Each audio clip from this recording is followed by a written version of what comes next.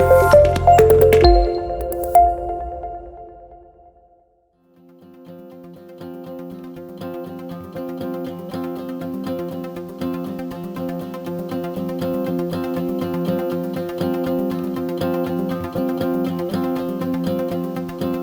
thank you, Gaurav, for inviting me at such a one of the most active community in the cyber world, at least in India, cyber frat. Always good to be here, and we're always happy to contribute through any of these blockchain or AI or digital sessions. So let's begin with a talk from my side. So today we will talk a lot around how human transformation will happen with the emerging technology like blockchain. So there you go. So my name is Prasanna Lohar. I'm from DCB Bank. I work at DCB Bank as a innovation in the architecture head. So that's in a nutshell from my side. I am very much passionate about collaboration and the innovation in the industry, and happy to contribute at any level for a betterment of the society.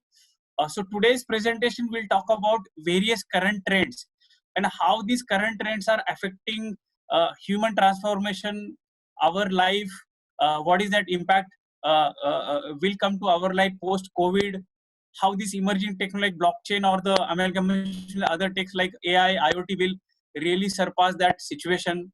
We'll talk about current opportunities where blockchain is needed. We'll talk about why blockchain is needed in our life. We'll talk about how blockchain will help us to enhance our lifestyle or enhance our processes or enhance our businesses as an organization. Then later on, we'll talk about a bit of blockchain. We'll not get much into technical aspects of the blockchain in this session. We'll talk about overview of the blockchain, and we'll talk about various use cases in blockchain, which will help you to understand what all different use cases you yourself can derive at your organizations. Okay, so coming back, every 20 years we have seen something or the other thing will happen. Say way back in 1900 century, we have seen rise of first car or a first automated car, in the sense ki it was the car was having some steering and some assisted model of a driver was there. So just imagine, 20 million horses were running on the road in America, and all of these horses are not having any job today. So that's a story. It's not like it had happened in a one day or it had happened overnight. Similarly, what we have seen in the last 20 years post rise of internet and the post rise of multiple technology like email, mobile, social media, or cloud, we have seen life has changed. What we have seen, the open internet had got into our life in 1995, and today we see n number of use cases on a mobile with the help of internet, and we can't imagine our life without those use cases. So I think every 20 years we have seen in the past, maybe every 5 to 10 years we will see here on in the future. So ultimately, innovation and the collaboration, the right partner and technology is key for to move to the next step. So this is our current story in the past, like how we used to operate at a branches. Like this is a photograph of a particular bank branch. So you can imagine how many of you really visited bank branch last time. Maybe during demonetization you must have visited for cash handling or cash deposits. But I'm not seeing nowadays millennials or tech savvy customers are visiting branches. So just imagine what will happen to these branches in the next 20 years or next 30 years. Will these branches will be wiped out, or they will transform into something else?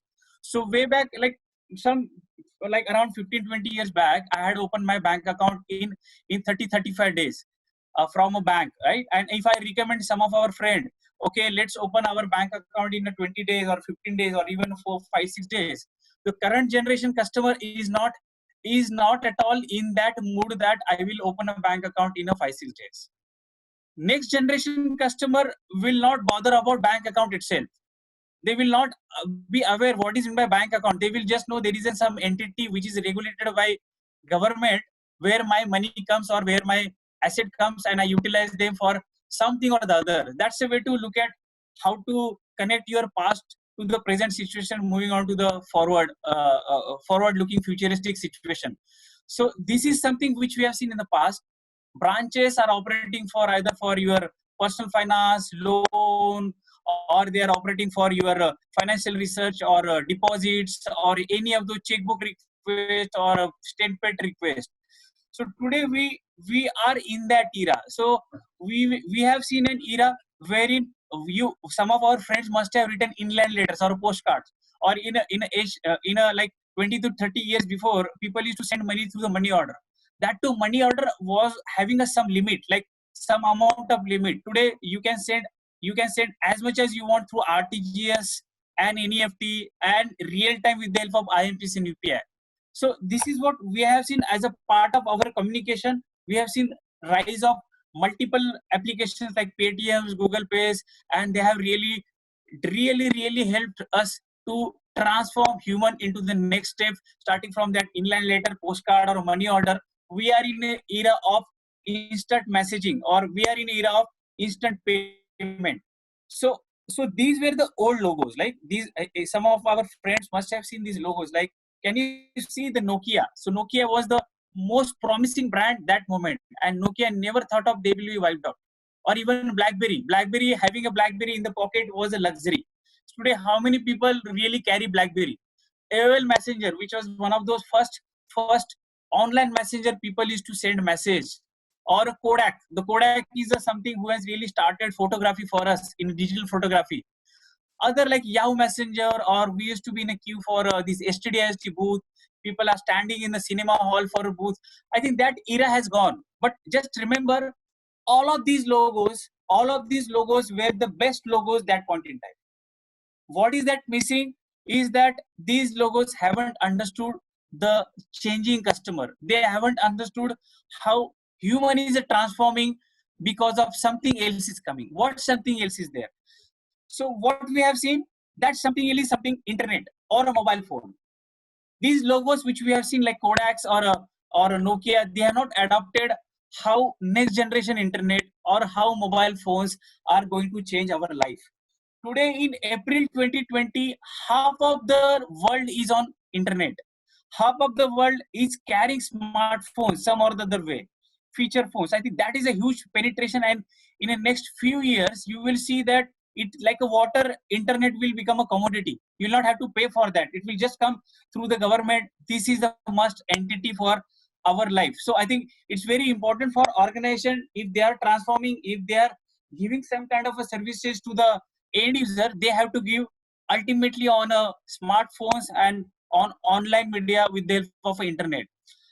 And just remember that there are different type of generations today and tomorrow, starting from traditionals or boomer, Gen X, millennials. There are different types of generation. Every type of generation expect a service or expect a lifestyle depending upon their mood. People in millennials or current generation would not like to go in front of a television and watch those serials. Indifferently, traditionalists or some of the boomers would really like to go in front of television, watch the TV. Similarly, the way of communications, millennials never calls. They are always on a text. So are your organization providing that kind of a text kind of or a chatbot kind of a banking or chatbot kind of a experience? Or are you guys providing a connected kind of a experience to those boomers and traditionalists? So it's very important, although smartphone, internet is in your life, how you are taking care of your target segment and a target customer with a secure way of communication. That's very important. The way we have seen change in the customer, the old paradigm, like my dad has worked for 2 or 3 jobs in his life, and this must be my fifth or sixth job, and I may be changing my job frequently. But next generation, they are not bothered about job. What they are bothered about engagement. They are bothered about learning every day. They are bothered about something new, something creative every day. Apart from their lifestyle, they want this creativity. They want this creativity type of services, something new every day. If they are on one game, they really want to get into another game in the next few days. So that's the lifestyle people have here on. So I think it's very important to see how the future of work is gonna affect us and our life. So now look at this slide. The day when I bought my first computer, I had around 211 MB hard disk. Just imagine, way back in 1996 when I was having my first computer, so the hard disk was almost into MBs. And just imagine how much could be the RAM. Now today, when we are in era of internet and mobile, which is a phase 4 and phase 5, your mobile phone has more than that.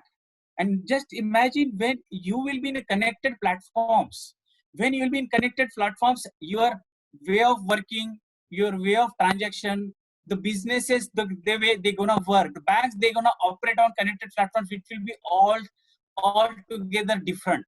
It will be completely like a extreme digital. If you see on this slide, organizations would like to transform them from not digital to adaptive digital, basic digital, advanced digital to extreme digital.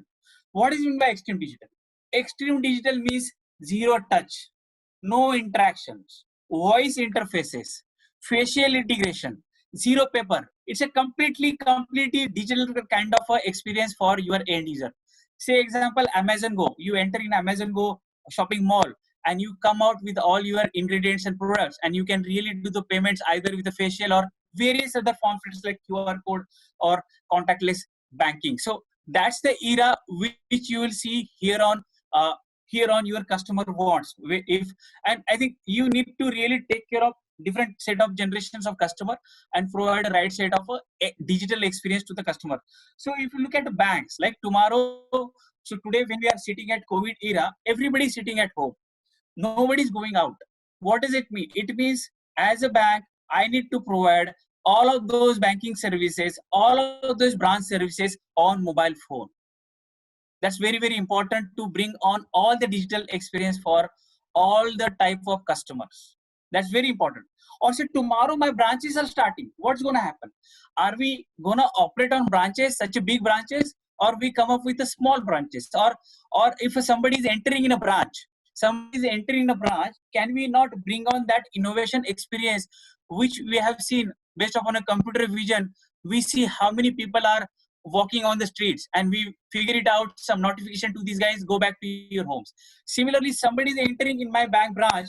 Can I not know Mr. X has entered in my bank branch, and let me go and greet him? Mr. X, welcome to my branch. How can I help you? And when I know how I am going to help him with the help of the data which I am possessing as a bank or as an organization for that customer, I can certainly understand that customer's transaction behavior. And whenever I am interacting with the Mr. X, I'll say this is something available for you based upon your past data or past transactions. That's a way to look at extreme digital. So similarly, our communications are also changing. Communications from laptops to the click-based mobiles has changed to touch-based mobile phones or swipes or a talk. People usually, millennials usually talk to Siri or Alexa, or maybe in the future we'll talk to our car, please start the car. Maybe we'll talk to tomorrow, your refrigerator, please let me know what all ingredients are missing. So I think this is very important aspect, how communication to your channels. So yesterday we have seen it's like a keyboard or a mouse, or today we are in era of voice commands or touch screens. Tomorrow it will be gesture based. Tomorrow it will be mood based. I am entering in a bank branch. My branch manager will come to know whether I am happy or unhappy based upon my mood. And similarly, there could be a number of possibilities will bring on as a different business model considering these intuitive interactions. So that's a way to look at. So I think whatever we have seen, these different adoption of internet or adoption of smartphones, and what we have seen, these logos which has been vanished, like Kodaks or Nokia's. These are the current logos. You can't imagine your life without Google if you are on Android. You can't imagine your life without Apple if you have an iPhone. Millennials can't imagine their life without Netflix or Geo or any other kind of streaming application. We can't imagine our travel without Ola or Uber, because this is how we are habituated. Now see, Make My Trips, Book My Show, lot of impact has happened on their business model because of COVID. Are they gonna sustain here on? What is that needed for them to really sustain here on? Or WhatsApp. So far WhatsApp was just a text-based chat or a voice-based chat or a video-based chat. Can this WhatsApp will be converted as a payment instrument? we are hearing about 4 5 banks are experimenting around WhatsApp banking, and sooner or later we'll have this experience, just like what we have seen in WeChat in China. So I think that's a way to look at, and these logos are very customer centric logos. They know what their customers are doing, they know how customer is moving on their channels. So it's very important in future, if you really want to be a very good brand for your customer, need to understand your customers. So now let's see our current story. We are in era of COVID, and this is a very thin line or a thick line which will drive your digital transformation. It will drive human transformation. What we have seen as India in month of February, or as China in month of September, August, the situation will change in the next 6 to 7 months. The same customer who are going into branches will not like to go in the branches. Same customer who was doing paper-based account opening would not like to go for a paper-based account opening. They will aspire something new. They will aspire something better. So now, what is that next thing which we'll see? So during COVID, we have seen that it's a broken experience everywhere. Your supply chain has really broken. Your supply chain, starting from the food is produced at a farm and till it is received by your end user at home. It's all broken journey, and a journey which is broken at a travel industry or agriculture industry or any of this industry. It has given an impact directly or indirectly to the governments, various businesses, and a financial sector. So ultimate impact is on your economy. The economy is going down. So that's your current situation. People are working from home. Even if they are working at office, there are a lot of rules and regulation. In a country like India, where there is a huge population, we have different challenges.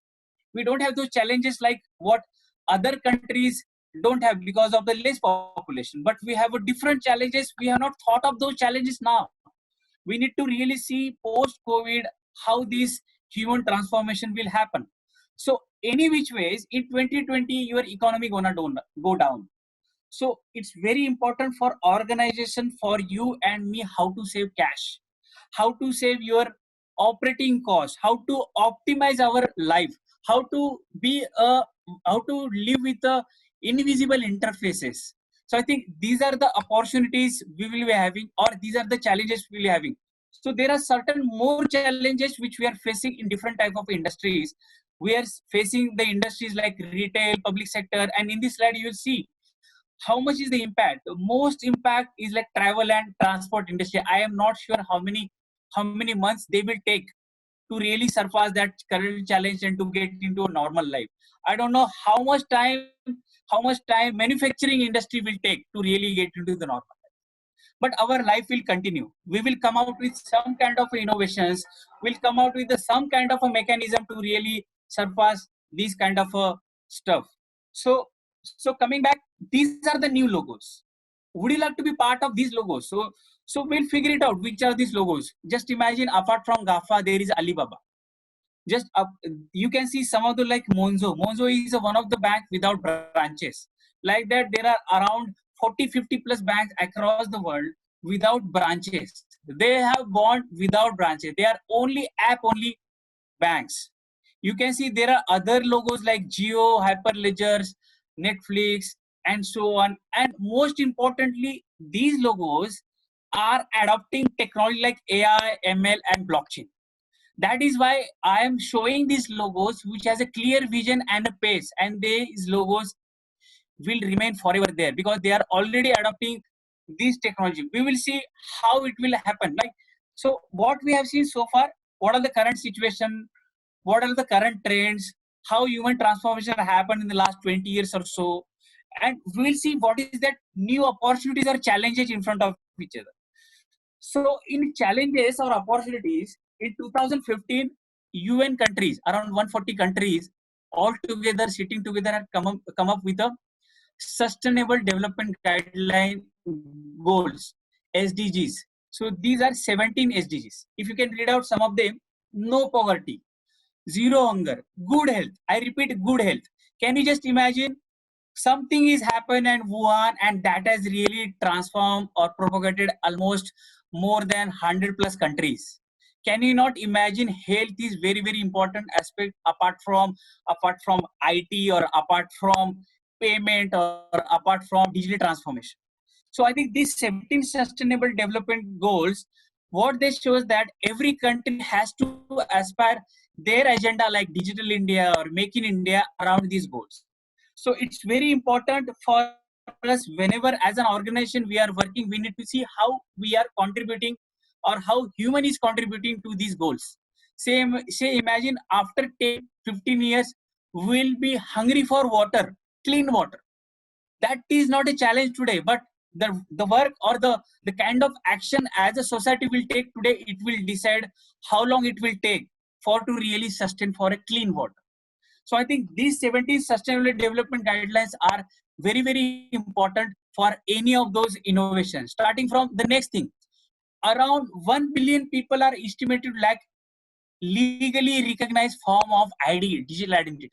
Suppose in a COVID kind of a scenario, if a World Health Organization asks your country, tell me how many people are infected by COVID and how many of them are not infected by COVID. Considering current situation, we know how many of them are there. We had to do a lot of tests. And though, what about those guys, or what about those citizens for whom we don't have a digital identity? Just imagine 3.4 billion people who have some form of ID but no digital trail. We don't know what they are doing, where they are staying, and so on. 3.2 billion have some form of ID and digital trail. So out of half a billion, 3.2 billion people have something or the other ID. They might be having social media account. They know we through Google or through Amazon we come to know what they are really doing. So out of those half a billion people who are utilizing internet, almost 3.2 billion people have form of some kind of ID. Say for example, in India we have a Aadhaar as a digital identity, but it has to be propagated into not only in banking but many other industries. Like we have seen, it is propagated in banking, it is propagated in telecom, but we need to see how it will be propagated into health industry. How many of them are really adopted by the health industry? So 2.5 billion people do not have access to financial services, are forced to rely on inconvenient ways like cash, often risky means. We have seen adoption of digital means in Africa. It's not out of curiosity to a digital payment. It's out of risk. Somebody should not steal your cash.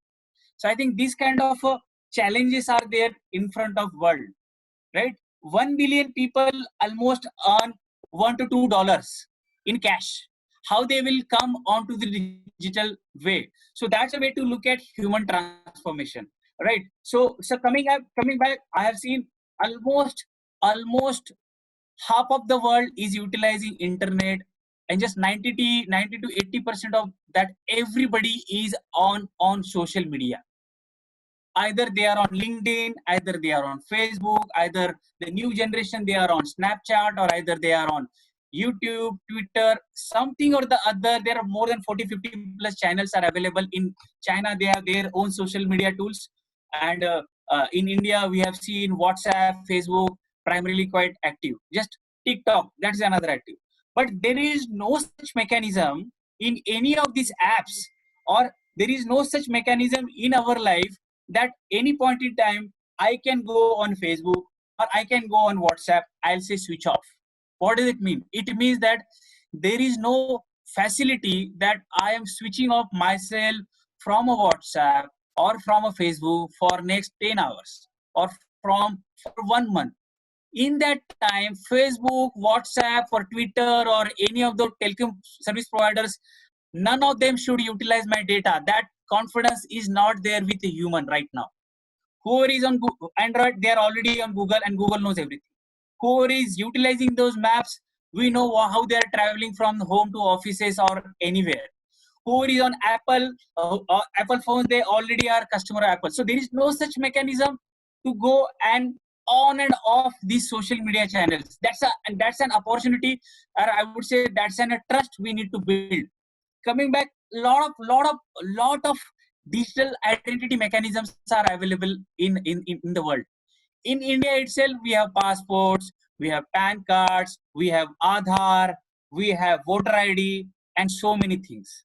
Say example like Estonia, they have only one digital identity. Small countries who are tech-savvy countries, they have only one or two identities. And just imagine another risk factor is that some of the people carry number of Aadhaar cards. That's how is our system. Some of the people carry and can create n number of passports. That's our system. So I think we need to really see what is that opportunity to really surface these challenges to create a right set of digital identity. Today, our identity is a digital identity. I, as an innovator, expect that tomorrow's identity will be a behavioral identity. As a government or as a regulator, they should know where is this guy standing, where is this guy living, provided there are good sets of rules and regulation of data privacy and security. Today, it is not available. Scenario like COVID has really opened up that challenge in front of Aadhaar. Scenario, this pandemic challenge has really opened up that situation in front of WHO, how digital identity can be utilized. How can I know, how can I trace, how can I do the surveillance of my all the citizens, how safe they are. We have very good experiment today like Arogya Sethi, it's very good app. But there is always an opportunity to bring another kind of innovation and opportunity to bring on to the next level. So another challenge, right? In India, we must have seen that private property, no trespassing. So this we have seen everywhere. Whoever buy the land, whoever buy the flat, he is not staying there. He'll put that board. For what purpose? Because we don't trust. We don't trust our society, or we don't have that kind of a mechanism in our society that please be free, please be peaceful, please be happy. Your land, your home, your property is safe. There is a record of that property which cannot be altered or which cannot be tampered. It is all safe. That mechanism is not available. I would say rather challenge, it's an opportunity for us. Some of the governments in India has started that opportunity to take on, done some POCs, pilots, but I think it's taking too long time. Country like India, they really want to be number one economy in next 30 to 40 years. We need to really see how our people will be happy, how less of corruption will happen. Remember again that 17 sustainable development guidelines. One of the thing is that zero poor, zero corruption.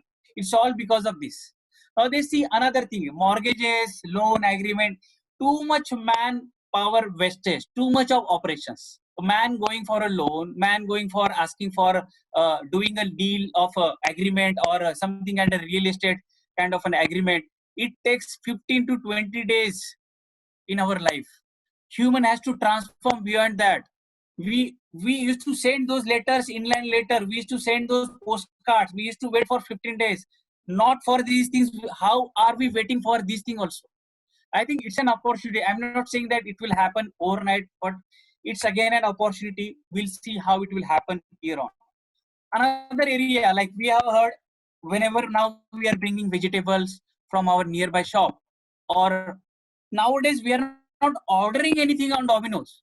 McDonald's is saying that we are providing burgers and all, which is like COVID proof. All they say it will be used into all those rules and regulations, and it will be so safe and healthy burger for you. But still, people don't want that. Still, people will not buy until this will surpass. We are buying apples, we are buying vegetables. What we do? We put it in some warm water, or we put it outside of home, or outside in some in isolated area within home, and after we open up after 2 3 3 days.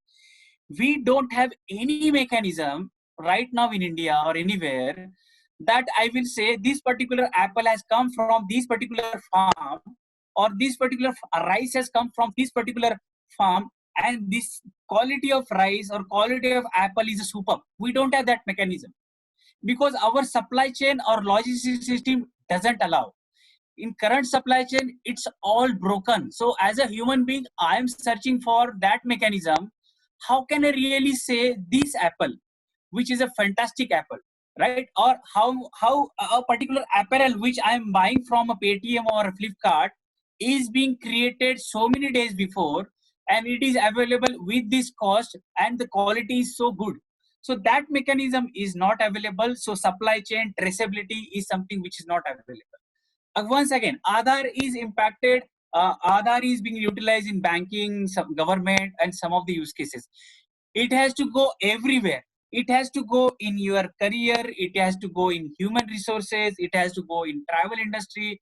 It has to go in a health industry. It has to go in for insurance. It has to go for e-commerce transaction. Somebody is going and staying in a hotel. What we do, we ask that guy, please give your Aadhaar ID. We just do a scanning or take a xerox and keep it. It is a disconnected experience. The way we ask your Aadhaar number and open a bank account with the eKYC, can we not do that registration of that guest at a hotel directly connected to the eKYC just to see whether he is authentic customer or not? So I think there are n number of such opportunities on a digital identity. So let's look at that. This is another example. Like this is EVM machines, like electronic voting machine. We say these are tamper proof. These are so superb. Still something goes wrong. So if you're really voted, do you really see that your vote is really counted? One of those countries like Estonia country has really created e-voting system. What does it mean? You have a mobile app, and on your mobile app, you can vote in that restricted time, and your voting system is intact. Your votes are intact, far secure, and really counted real time. That's an opportunity as a country in front of us. We have seen uh, uh, those dabas where we used to have those polls, but this is something good. EVM is something good, but here also we have something better opportunity. Now the best part, sharing economy. How many of you must have traveled with Ola, Uber? Almost 90 to 95% in the last 3 to 4 months. Ola, Uber, or any of those taxis available in those countries. And sharing economy, if you really see there are n number of sharing economies. Apart from Uber, there are n number of things are available worldwide. In a hotel, you must have heard name of or in real estate, Airbnb or WeWork, Amazon, right? TaskRabbit, Freelancer, eBay. These are all different examples of aggregator share economy, and the study says that today, as in India, we might be dealing with 8 to 9 sharing economy, sharing entities. But tomorrow you will have at least 400 plus entities or sharing economies. If on this slide, if you see, people will not buy cars after 10 years. Normal people who want to buy car, luxurious cars, they will keep on buying. People will not buy televisions. People will not buy houses. People will not buy offices. People will not buy bikes. Say example, digital media. That has really changed. People used to buy those cassettes, video cassettes, CDs. I have a number of them, but nothing works on my laptop, or they are useless. I can't use them anywhere. Similarly, in 20 years from now, you will see n number of entities will come, and if you see these entities, they are interrelated. And if you see internet, mobile, and the food ordering or a real estate app, all of them are interrelated. I think something or other with your digital identity, or it is interrelated with your bank account. Say example, if you are ordering a car, or if you are giving a request for a cab, it is entitled to integrated with your payment instrument. If you are paying by Paytms or UPI, it is connected to your bank account. Your bank account inherently connected to your Aadhaar. So that's how you have to really see that how this network or how these systems are integrated to each other as of now. And they are integrated with each other in a silos manner. They are not integrated with each other as a network. So that's another opportunity in front of us to really surpass those challenges of too much of work or operational overhead. So now we'll open up. Apart from that, we have seen the cyber security is another challenge, right? If you are operating, if you are on any of those online channels, just one question: can you really confidently say that do those hackers cannot see your password or profile activity? Can you confirm you yourself that you are very much safe? That's another challenge in front of us in era of internet. So far internet has given so many things to us. Internet has given so many business models. Internet has given Aadhaar, internet has given Paytms, internet has given UPI, internet has given Swiggy, so many apps. Internet has given some of those fancy things wherein we go and buy on various Flipkarts and Amazons and so on. But internet has not given that aspect of networking effect and trust. That is what will drive our transformation here on. So whenever we look at innovation, innovation is there itself, but we need to really connect those dots. So these dots are various systems, Aadhaar and your health registry or your payment systems at a bank or your telecom systems or something which is happening in some bank. So I think you have to really connect those dots and bring on some kind of an innovative ecosystem. So that is an opportunity challenge in front of us as a society and human being. So coming back to the blockchain kind of a concept, I will talk about blockchain trends. I will not get into what is meant by exactly blockchain. I will not get into a node. What is meant by, you can connect me on offline to ask these type of questions. But considering time which we have, I really want to give a perspective how human is a transform from last several years and how blockchain gonna come and help these challenges, whatever 9-10 opportunity which we have seen on Aadhaar or digital identity or voting systems or sharing economy or 17 sustainable development guidelines.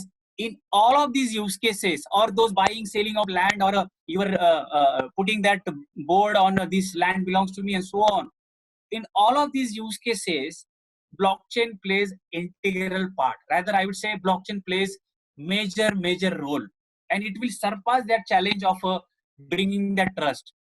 So blockchain is being experimented by more than 40-50 countries. This report is of 2017 by World Economic Forum.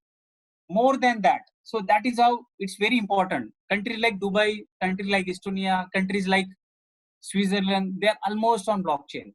Estonia, more than 290 plus use cases on blockchain.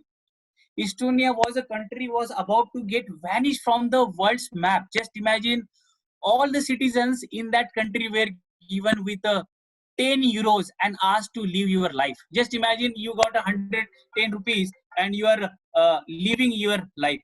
Will you be able to live? So the country who has surpassed that corruption era, and now those are among top 10 countries as part as a innovation index is concerned. I think that's the way to look at Estonia act as a template for any of the country like India or any other country, how to implement blockchain or distributed ledger technology into your digital identity system, into your banking systems, into your payment system, into your healthcare system. Just imagine if they have implemented more than 290 use cases. We as a country, we have a number of use cases, and that has started. At least 10 to 12 state government has started working on it.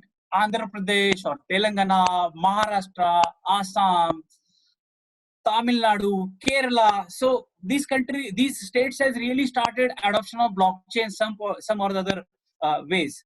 So as a World Economic Forum, here on from 2020 on, apart from blockchain, so blockchain is not the only solution. Blockchain has to work concurrently or in parallel with your mobile apps or with your AI or with the robotics. So blockchain or a distributed ledger technology, which is one of those transformative new technology, it is not the only thing. It has to work with something which is user interface. It has to work something in between as an API. So when I started my blockchain journey, I used to hear this phenomenon called Bitcoin. So as a layman, I used to see this as a one more currency or cryptocurrency. Some of the countries are adopting, never know how it will come to in India. That point in time, I didn't even think about this Bitcoin is not legal thing. right? But by the time in a course of learning from 2016 now, I know Bitcoin since 2009 it has started. There are more than 3,000 such cryptocurrencies, maybe more than that, and you yourself can create your own cryptocurrency for some or the other ways. So Bitcoin, just imagine since 2009 till now, the whole size of Bitcoin transaction in almost all the nodes of Bitcoin across the world, that particular one node size doesn't go beyond 165 GB. That's the beauty about it. I don't know like how they store. I don't want to get into technicalities in this presentation.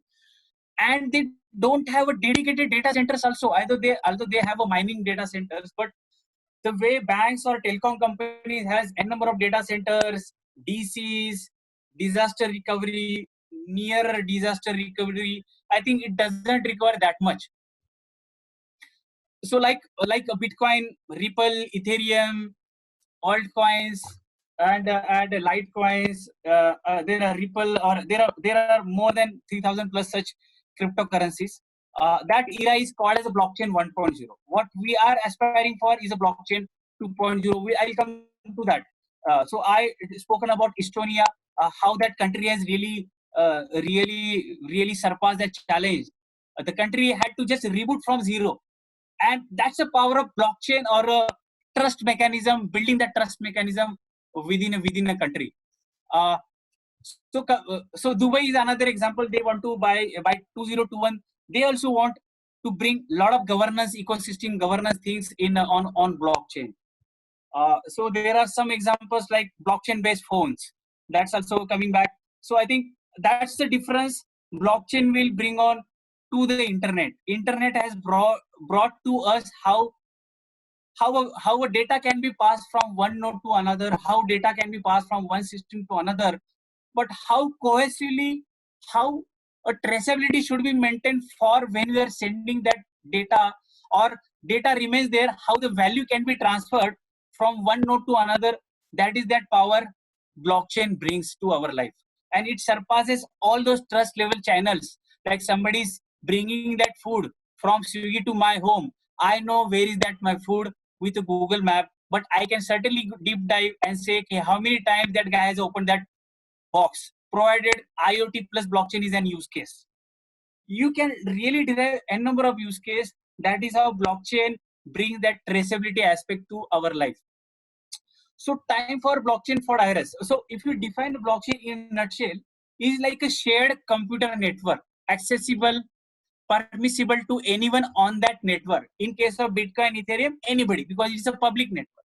In case of banks, we will restrict it to our own banks or set of banks. It stores all the events, ownerships, execute workflow without use of separate systems, databases, digital information to be distributed, and so on and on. So this is a theoretical definition. So I'll bring on actual definition which will help you to understand. Now you can look at this architecture, which is a traditional bank architecture. What's happening here? Somebody from ecom or a tablet or a POS doing a transaction, and that transaction will go to that bank's acquiring bank's infrastructure, or a database server, or application server, and so on. From there, that transaction will be routed to a trusted association, in this case NPCI. There are other trusted network like Visa, MasterCard, and Diners, and so many are there worldwide. So what I mean to say, whenever a transaction happens on either on an e-commerce website, or on your POS or a MPOS, or UPI kind of a mechanism, transaction starts from that device, goes to an intermediate server of a bank, from their trusted server, and then on it reaches to the another server where beneficiary server is there. There again, lot of infrastructure. Like at the core banking, you will see database server, application server, web server, and so much of investment is done. What does it mean? It means that n number of computers, n number of servers, n number of events, and moreover, in such cycle, in this payment cycle, there is a cycle called settlement, which happens next day. And after that, actual payout happens to a merchant, that e-commerce merchant, or a UPI merchant. It happens next day. It doesn't happen real time the way it happens on cryptocurrencies. And moreover, it takes settlement, reconciliation, and this settlement and reconciliation is not automated function out there. It is a operation done by man in behind. In a COVID like situation, how many people are going in the office and doing that settlement and reconciliation? It's a huge challenge for a society and for us, right? So that's the era where we are living, where current overheads are like dispute management, reconciliation, settlement, manual intervention, so on. And in case a transaction didn't work, what will happen? You will call to the contact center. There again, some people are sitting.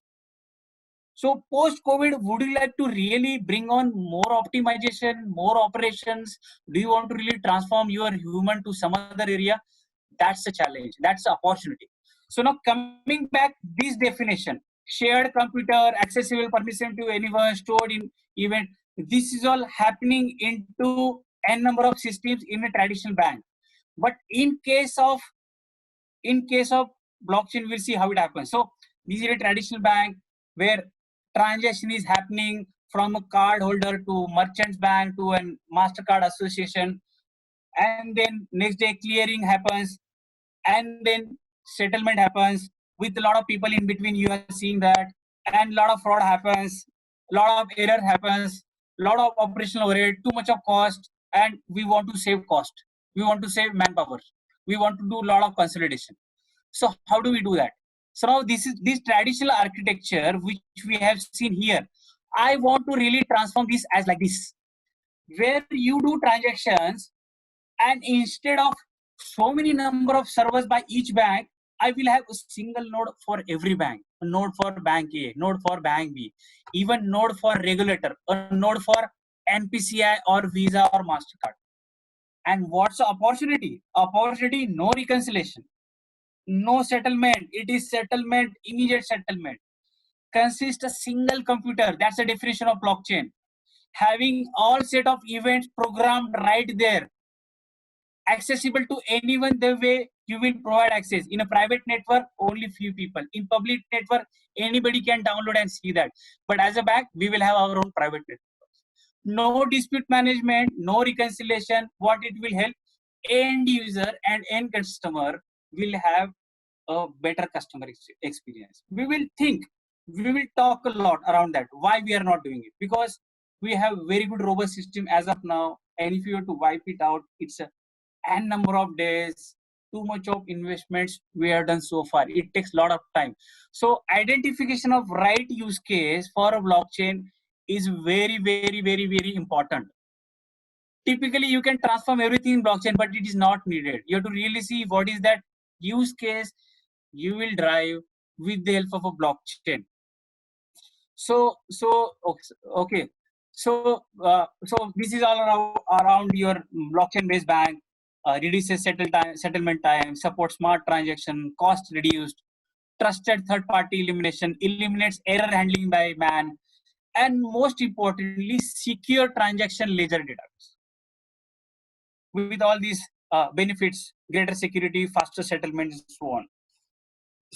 So far, as a human, we have seen n number of currencies in our life, starting from barter, gold, metal coins, paper money, plastic cards. So we do carry paper money nowadays, or plastic card, or electronic money. Cryptocurrency, it is not so much implemented or adopted by world, because there are a lot of challenges in current cryptocurrencies. They are not legal. That is why in India it is not allowed.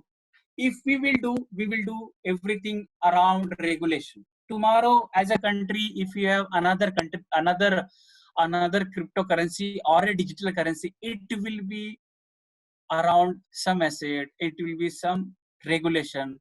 Then only we will go for that. But there are other use cases for coins or crypto coins, like wheat coin or a milk coin or some banana coin. We'll discuss around that. One of the use cases could be like wheat coin. In Punjab, lot of grain is produced by farmers.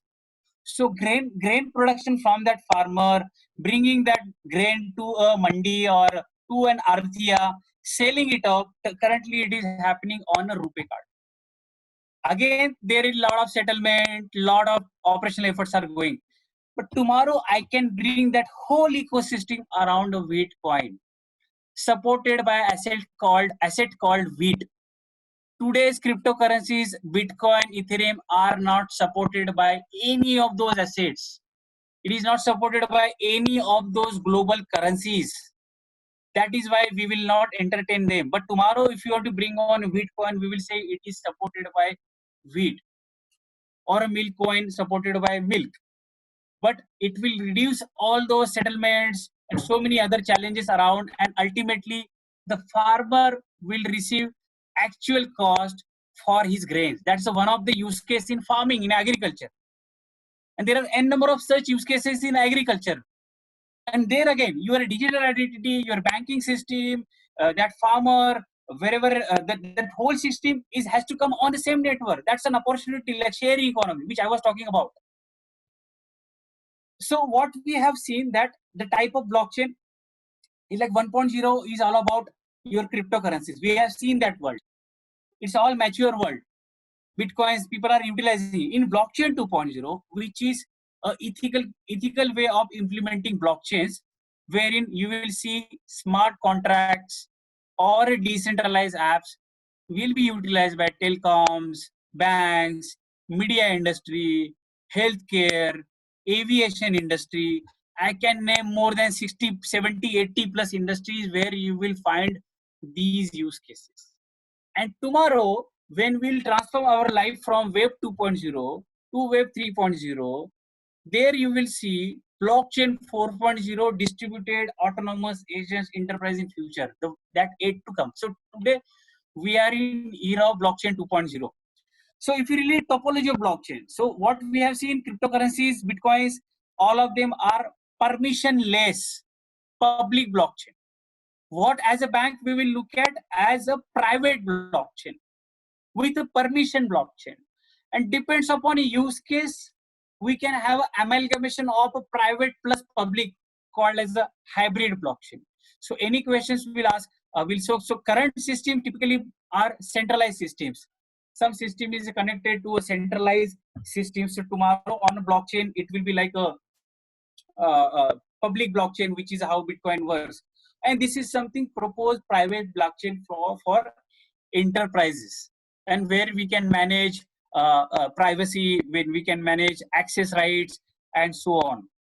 Uh, how organizations will are adopting this, and why organizations are adopting this? So typically in India, there there are many types of organizations. Some of the organizations are adopting because other organization has adopted. Some of the organizations know, yeah, somebody is doing that pilot, let me also do that. So, but that is not a case. If you are adopting blockchain kind of a scenario to really transform your customer's life, look at how you are resolving real problems. For example, settlement, man in middle, secure system availability, and robust systems with much of less of operational efficiency. So that's a way to look at your organization. And typically, if you want to adopt blockchain in your organization, see how your organization is ready. See where your top level, your board members, your management member, do they understand what is meant by blockchain?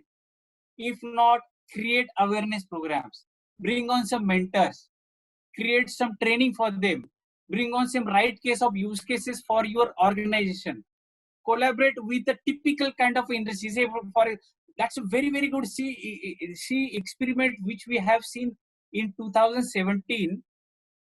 A banking kind of a consortium or a forum has arisen with the 30 plus banks together, SBI, ICCI, Kotak, DCB, and so on. And that has a given example of how competitors are collaborating with each other, right case of use cases. And more than 21 use cases they have identified. And I think that has really triggered other banks to really come together. And if you dig out, ICICI Bank, S Bank, and many other banks has really started working on blockchain. So as a journey for your organization, it has to come from top, collaborate with your industry, start some of the consortiums based upon the use cases, identify all the use cases and prioritize some of the use cases. Based upon a priority, do some proof of concepts with the startups, fintechs, or a blockchain companies. We'll dig out which are those best blockchain companies in India, outside of India, and learn from that and implement them around regulation.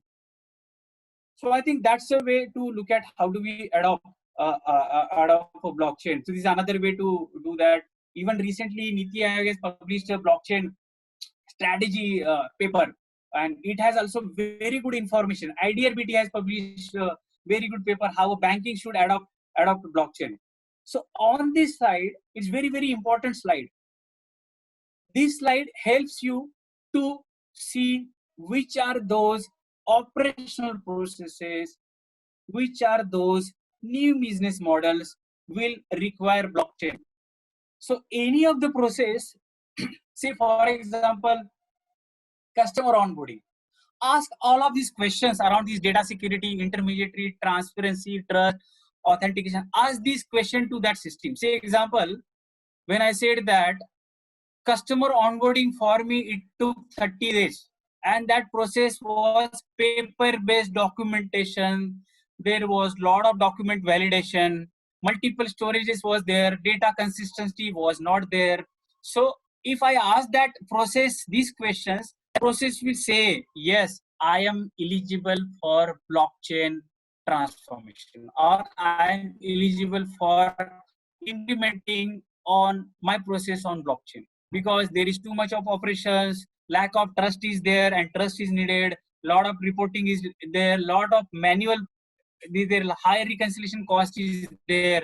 So wherever you find some set of answers as a yes for all of these questions, go for blockchain. So that is the best way to identify use cases in your organization.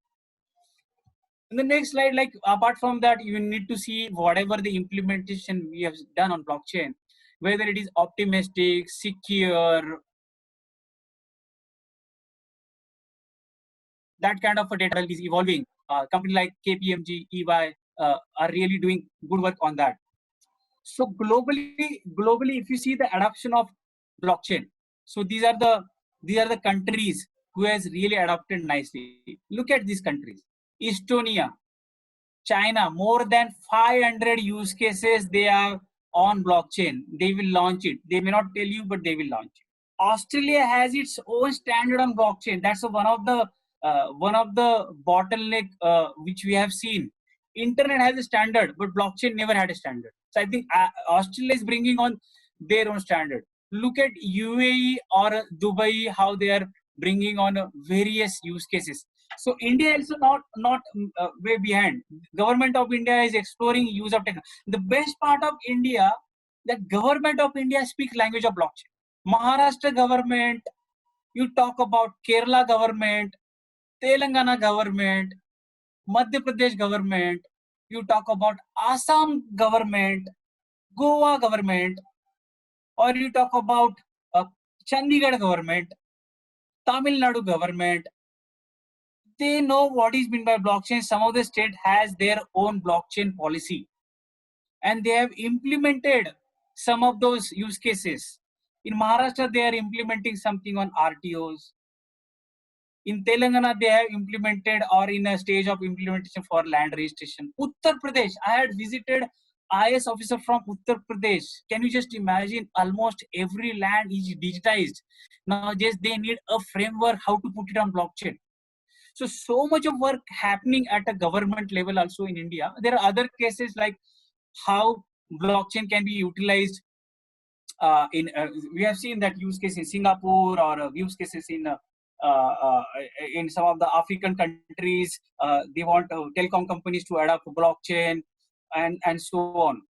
So that's the adoption of or rather adoption regulation around cryptocurrency. So India, although recently they said that go ahead, but for a specific industry like insurance or banking, there is no regulation. We are waiting, or we are in a process of creation of that regulation. In comparison, Switzerland has a very good guideline around how to really, and although they have a 2 to 3 entities on blockchain. What does it mean? It means they have 2 to 3 banks completely on blockchain. They have a crypto banks ready model in Switzerland. So I think that's a way to look at in the future Yeah, these are the examples of various companies in India. Look at Scienzy or Katina, Cripsy or Sophocles, and some of them are wiped out. But I think it's a huge. When I started writing first blog on blockchain, I must have seen 10 companies in blockchain. Today, I must have seen more than 300 very good companies in blockchain. On top of that, lot of consortiums. See, Bankchain was one of the consortium, fine, but lot of worldwide consortiums are happening. IBM or R3 or Hyperledger, WeTrade is another consortium of trade finance.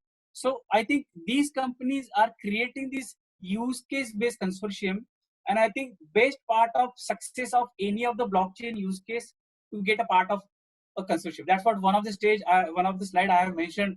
Industry collaboration is very important for blockchain adoption, where network-based use cases are there. Some of the use cases in human resource within your organization may not require that industry collaboration. Although we'll talk about, if I have received one question around HR relevant use cases, what all the different use cases, I'll answer that in some time.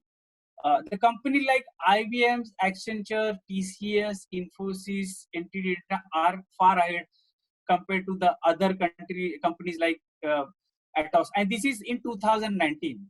And blockchain is such technology is so changing day by day.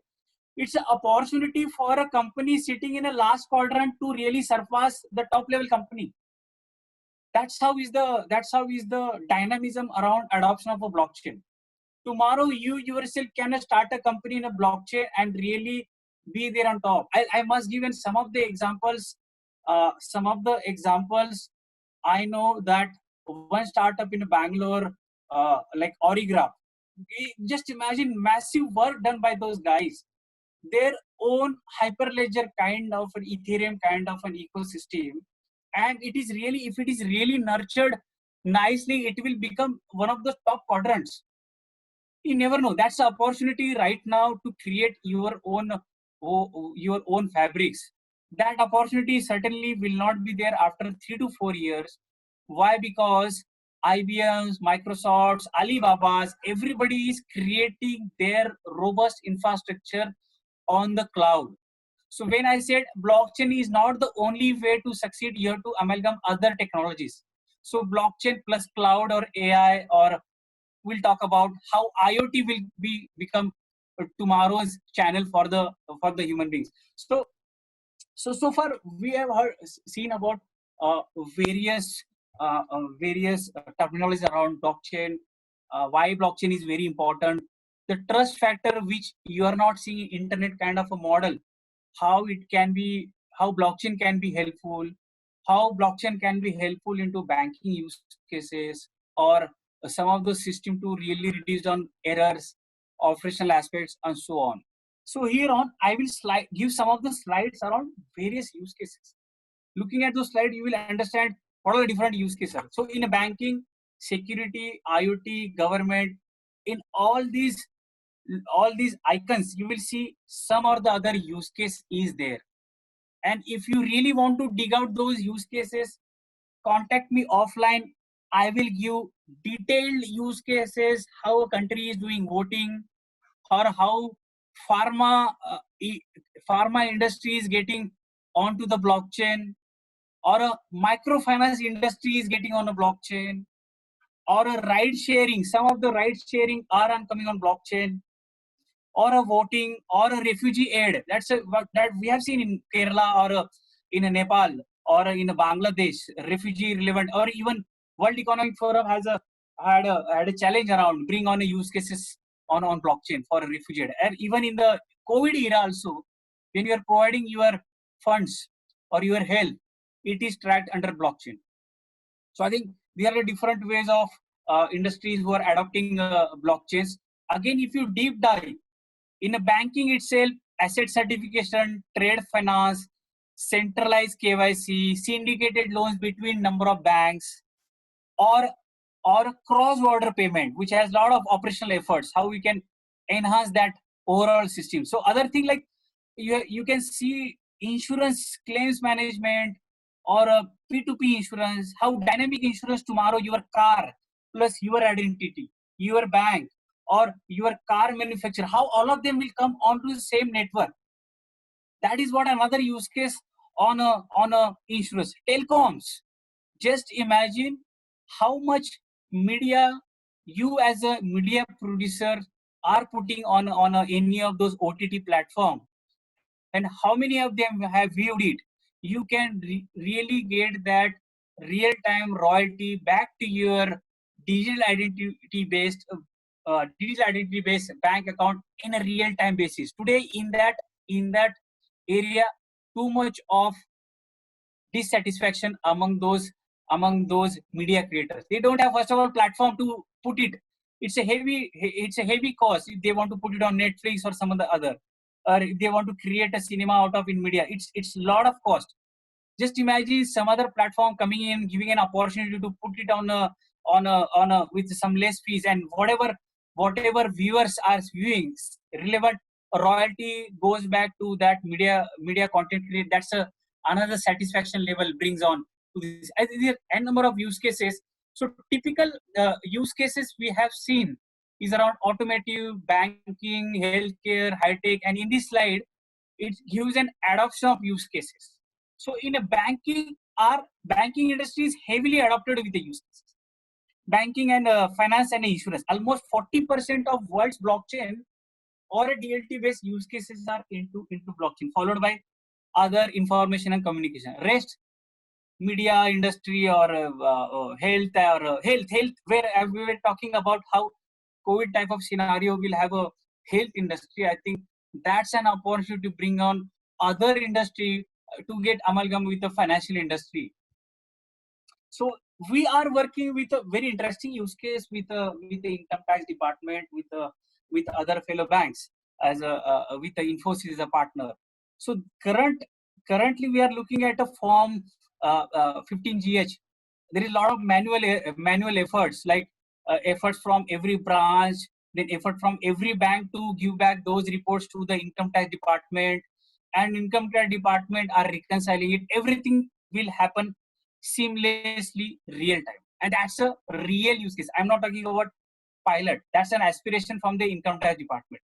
So from today's vision, they want to transform human life not only from banks but from other industries. Data coming from GST, data coming from LIC, data coming from payment gateway, data coming from insurance agencies, corporates, stock exchanges. Just imagine how different set of use cases will see that. So there is one mechanism or one entity is arised in year 2019 end, and they are looking to get to do successful pilots. Account aggregators. What these account aggregators are doing? Account aggregators are aggregating data from some of the regulated entities like banks or insurance companies or GSTs, and they will open up these APIs to the banks or the fintechs or the some other industry, where end user will have a right set of different use cases like new banks or many other such use cases. So I think looking at account aggregator will become a PSD2 kind of a standard, which we have seen UK or Europe Union. So that's the start, but I think tomorrow account aggregator will adopt blockchain. They will have to, if they have to really bring on that trust aspect between that API call or between that transaction between two entities. So I think that's a way to look at adoption of Ripple is another use case which it being utilized for a cross-border payment. So apart from Ripple, there are n number of mechanisms who are utilizing for a cross-border payment. Swift recently has started adopting blockchain. Look at these slides. Some of the banks in Japan has already started a CKYC on blockchain. What does it mean? It means if a customer A coming to a bank X and he's completing his KYC, and if that customer is going to bank X again for another service, the bank can reutilize that KYC for other service. Moreover, opportunity to for a bank Y, sorry, bank B is that they can reutilize the KYC which is being done by bank with some nominal cost. But what does it mean? It means that as a country, you are consolidating efforts around customer onboarding. We have heard about UPI, how much nice consolidation we have done. 40, 50, 70 plus banks are on UPI doing these transactions real time. What is, and these are the same customers being onboarded by the different banks. So why not to do a consolidation during customer onboarding also? So that is an opportunity. And when you are designing that system, when you are developing that system, when you are implementing that system, we need to really consider blockchain or ledger technology as a backbone for that, so that we don't have to revert. That's learning from this particular slide, which is being implemented in one of those consortium in Japan. One of these companies, provides complete banking suite called as a ledger banking. It is a Singapore-based company. Blockchain works. So their core banking, their APIs, their mobile app, their corporate banking app, their channels and social apps, their third-party apps can integrate with this blockchain-based APIs architecture. Just imagine how easy, or just imagine for those companies called Infosys or TCS, if they transform or if they bring on blockchain kind of a experience. I think that's the way to look at it. You cannot really transform everything throughout the night. You have to really see how you will transform step by step. That is how the experiment which NPCI is being doing with the Vajra. So they are not touching payment system, but they are touching peripheral settlement system, how settlement can be done real time through Vajra kind of a mechanism. That's how even Infosys is bringing on that 15GH kind of a use case. Tomorrow you will see trade finance or cross-border payment, which is not touching core, but maybe after 10 years, maybe after 15 years, when the millennial customers or millennial corporates or millennial bankers, they would like to really surpass these operations, really surpass these legacy systems. Today's systems could be modern systems, but for them after 20 years, those will be legacy systems. So they will look at how they will really change the regulation in favor of the customers out there that point in time. Supply chain, which is another use case, is very, very complex. It on a slide, it is so easy to say that supply chain is the best use case for a blockchain. On a paper, it is very easy to say that supply chain is one of the most adopted use case. But if you actually deep dive, supply chain is the most complex network. Bank, processing parts, retailers, wholesalers, SMEs, customers, they're different. It's a massive exercise. I think I am still myself studying how there will be a different kind of operating system for a supply chain on blockchain. But certainly, if somebody comes with a supply chain kind of an innovation for on a blockchain, that will be a massive successful startup, I must say.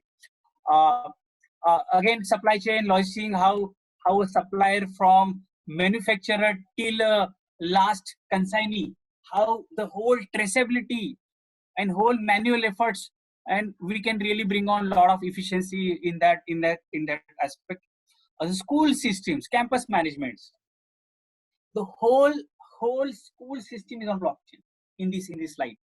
Just imagine your results, your current uh, uh, uh, current student performance, the data, learning systems, uh, identity of that student in that educational ecosystems can be on blockchain. Just like in digital identity for a country, digital identity within that ecosystem.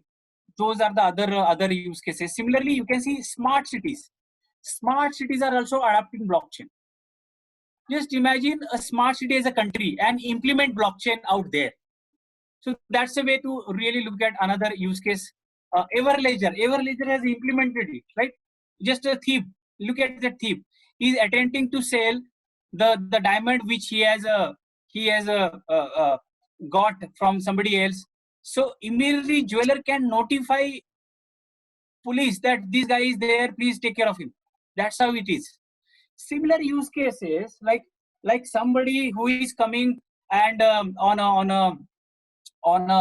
think I would like to give an example of a startup who is working on a agriculture kind of an idea, where in warehouses, it is a phenomenon called as a warehouse financing. So the farmers can get a receipt, warehouse receipt against their grains, which they will put it in those godowns of that warehouses, and these receipts can be utilized to get some kind of a against the loan from the banks. So what happens? So whenever sale will happen if sale will happen in a godown, immediate notification will go to the bank, and bank will reimburse that amount directly from that farmer's account. But typically this is not online today. So what is happening? Same farmer going to bank A, to bank B, and bank C and asking for the loan, and it is acceptable. Why? Because these banks are not interconnected. So in this slide, the way you have seen, all the jewelers are interconnected. Any of the diamond being sold in any of the jewelry shop, everybody knows the current status of every diamond. So any jeweler can recognize a stolen diamond and immediately can be notified to an insurance company or a police department and so on. So that's a way to look at it. So now look at this slide, the Boeing, like they have brought in this experience of a complete Boeing aeroplane is made of several parts, and all these parts are procured from a supply chain from the manufacturers. Now just imagine every part sees and gives a notification, I am going to expire after 7 days, please procure me. The whole ecosystem on blockchain, smart contract based blockchain. So these IoT devices gives a notification to you that I am going to expire, please re-procure me. Is it possible? Yes, it is possible. That is the power of bringing IoT plus blockchain. Now tomorrow, your refrigerator will order something from the nearby shop, the way you have programmed your refrigerator. Or tomorrow, your electricity appliances will do the payment of their spendings based upon how you have programmed, how you have created a smart contract against that IoT devices. We are imagining this world, and I think we may say that it will not happen, but mark my words, it will happen. Tomorrow's customers are IoT devices.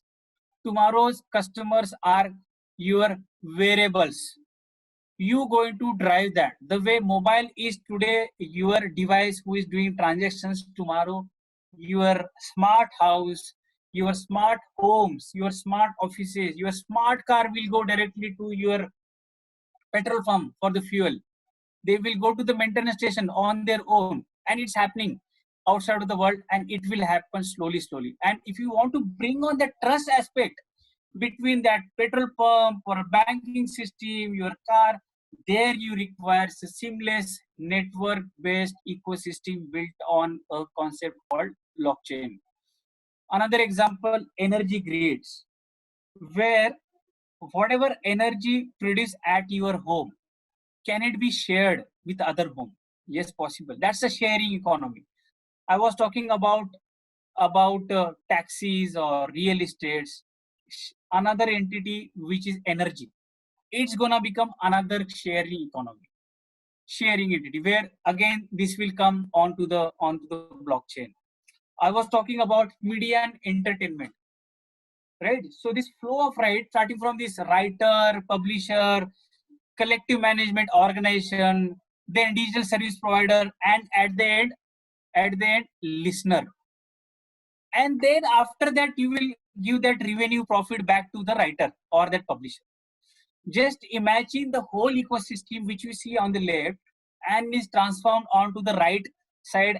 Everybody is on that blockchain network. everybody sees the on real time utilization of this media, and real time this publisher or writer gets the incentives or the royalty.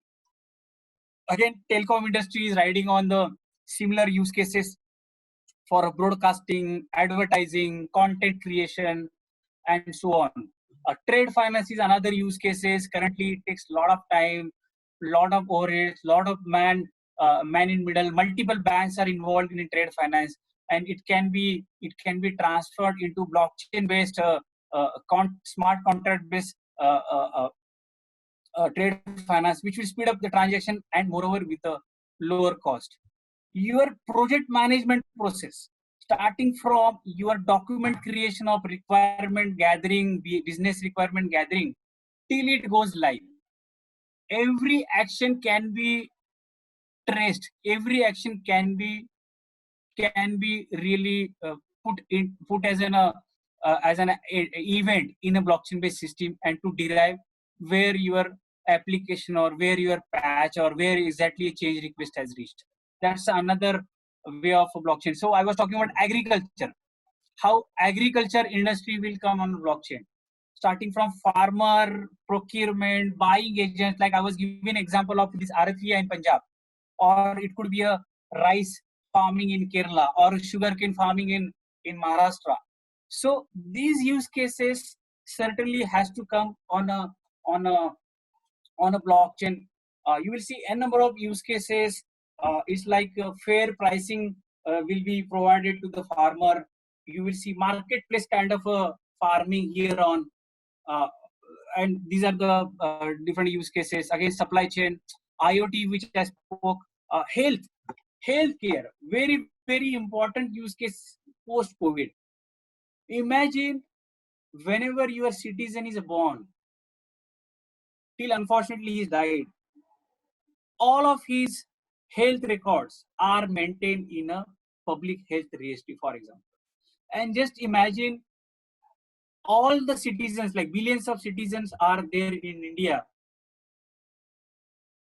All the data is available in that public health registry, which is AI or ML based registry. And the data which is being inserted with the help of blockchain. It means that is a tamper proof whole ecosystem. So starting from birth till he becomes patients, and different types of data which are captured by multiple hospital agencies in between. So I think that these data can be studied, utilized, reutilized for saying that in this Bombay area, those many patients, those many symptoms. In Delhi area, those many patients, those many symptoms. If the similar symptoms and those similar kind of a mechanism was studied in China or some other country, what was that remedy medicine? What was that remedy was utilized? Can it not be a useful ecosystem? It's a beginning. Lot of work to do in this kind of a ecosystem, but certainly healthcare is one of the prime use case you will see. And we spoke about energy meters, we spoke about smart house. Similarly, you can bring on smart cities. In a smart city, you have various things to do, like how do you manage water, how do you manage various public services, how do you manage various government buildings out there, how do you manage uh, parking, how do you manage the payments in the parking, how do you manage toll collection in the parking, how do you manage cars, and how do you manage traffic, how do you manage surveillance. So whole ecosystem can come under blockchain, AI, and IoT. Just imagine your web cameras which are surveillance are putting that data, giving back data to the centralized systems, which is based upon the blockchain from various. So it will be a phenomenal way to really do a monitoring, ease out the operations, and so on, which we have spoke. Insurance is another use case. So these are the different use cases. Even one or two startups has started, or one of two entities has started giving funds on a blockchain kind of ecosystem. What does it mean? It means that there is a transparency for investor for every pie he has invested into startup A, B, and C. He is aware how much that founder or a co-founder is spending his money. The traceability of every spending is maintained in this kind of ecosystem, which is not available today, right? So I think this is another era which will see human being transform. So ultimately, considering cyber threat is a community of experts into uh, cyber security. So blockchain is going to change our networks. Blockchain is going to change the design of our networks. Blockchain is going to stop denial of service attacks. Blockchain is going to monitor your internal staff, how they are misusing, using intentionally, unintentionally. Blockchain is going to keep an eye on all of your endpoints. Blockchain will immediately give a notification your code has this error. Blockchain will store and secure your data. So I think ultimately blockchain has few use cases for securing your networks. I think a startup called Block Armor is doing very nice work in these aspects. Pune-based startup. I mean, all of these use cases, I can really guide you all which are those startups are really doing very good work. So here on future of money, like how it will, like future of money is a digital currency or again a plastic card, or I think certainly there is a room for distributed ledger technology to come in and really ease out our life, ease out our lifestyle, operations, business models, and so on. So I think I will stop here now, and if we have some time, we'll talk through how blockchain will fit into your organization, how blockchain, apart from other technologies, are changing the way we interact our channels, how IoT or biometric or gesture or augmented reality will come to our life, how open banking is very important aspect for banks, how open banking is a good open banking plus blockchain is a very good use case or a very good combination for banks plus telecoms or governments. We'll talk about how yesterday's traditional banks are digital bank today will become tomorrow AI enabled bank, but how trust based AI enabled banking is can be developed with the help of a blockchain. So I think the model which we had seen, the branches with a man in middle, it all surpassed by the startups. So whatever you see, it branch, everything can be done by the startups through open banking or through API banking. There are n number of examples like DBS Bank or voice-based banking or something happening or smart branches instead of big branches post-COVID. We'll see this kind of same branches which are traditional branches will be transformed as a smart branches. Your drones will be utilized for cash collection and cash transmission. The trust aspect is required when they are doing this. One of the bank in Russia has done this experiment recently. How to give the back cash, the ATM vans or smart branches, mobile branches, or which we have seen some of the examples in India recently. Coco branches, which are the mobile branches, small setup appears whenever it is required, disappears or goes to somewhere else. That could be the some innovation we'll see in near future in India also, or AR VR based bank. That's phenomenal thing gonna happen in a recent time in a bank. What's the next wave after your touchscreen or after your mobile phone based touchscreen or a voice? AR, VR, augmented reality, and virtual reality will become. Just imagine you are pointing your phone on a credit card or a debit card. Immediately, you will see a contact center agent talking to you as a hologram or on the phone. Or just point out your phone in the air. You will see your preferred restaurant or your preferred branch, nearest branch on the phone. Or you just point out in a shopping mall, your phone in the air, you will see the nearest offer in the shopping mall, or you can see a bank statement on the air as a augmented reality, just when you're pointing out a debit card, which will just like a you will remove paper completely from our life, which is one of the sustainable development guidelines. Take care of trees, right? So I think that's the way to look at it. Your today's model is becoming a partner bank or a everyday bank or a marketplace bank. So a lot of things are there. I think I'll stop now.